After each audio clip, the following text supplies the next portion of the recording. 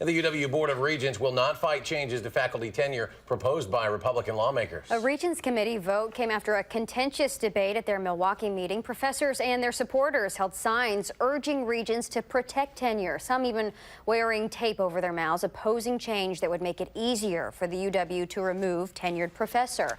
Well, they've been through budget cuts, but some say this is the tipping point. Lawmakers will now, of course, decide whether to eliminate tenure, and as we mentioned, Regents have decided not to fight it. Many members of the faculty say the elimination of tenure will put the university at a competitive disadvantage. News reporter Dave Delozier here with more on their reaction. Dave. Eric and Michelle, you know, while this issue is obviously being watched very, very closely here in Wisconsin, universities in other states are watching too and acting as well. With the elimination of tenure, a real possibility other universities that offer tenure are starting to poach UW faculty.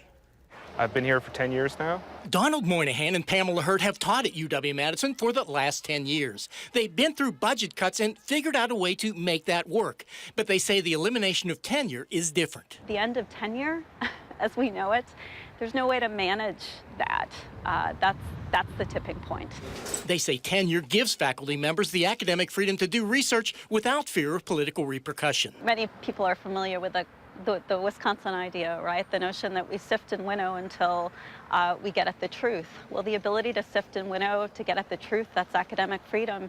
And there's no way to protect that other than via tenure. They say the elimination of tenure will put the university at a competitive disadvantage with other institutions, and universities in other states aren't wasting time in recruiting Wisconsin's best. I've been contacted by 2 universities in the last 48 hours.